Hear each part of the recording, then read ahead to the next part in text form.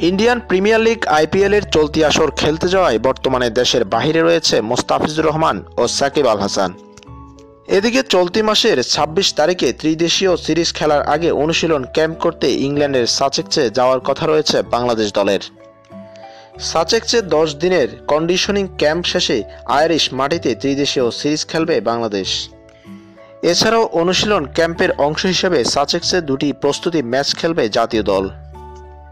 এবছর আবার ত্রিদেশীয় সিরিজের পরে ইংল্যান্ডে পাড়ি দিবে বাংলাদেশ চ্যাম্পিয়ন্স ট্রফি খেলার জন্য।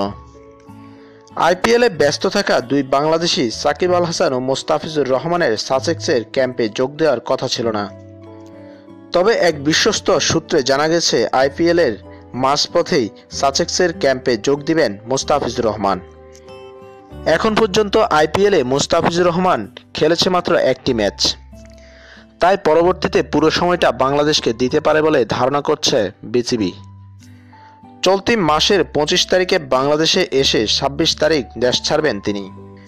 তবে সাকিব আল হাসান দলের সাথে যোগ দিবেন মে মাসের ৪ তারিখে।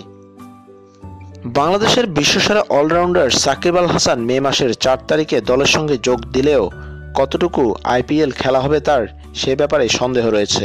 এ পর্যন্ত একটি ম্যাচও কেকেআরের হয়ে খেলা হয়নি তার। আইপিএলের ১০ম আসরে যেন জায়গাই হচ্ছে না এই বিশ্বসেরা অলরাউন্ডারের। এ নিয়ে ভক্তদের মাঝে নানা বিতর্কের সৃষ্টি হয়েছে।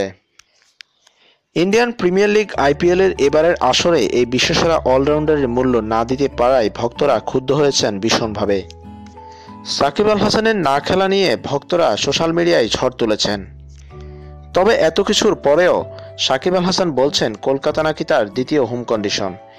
এ নিয়েও অনেক ভক্ত ক্ষোভ প্রকাশ করেছেন সাকিব আল হাসানের উপরে।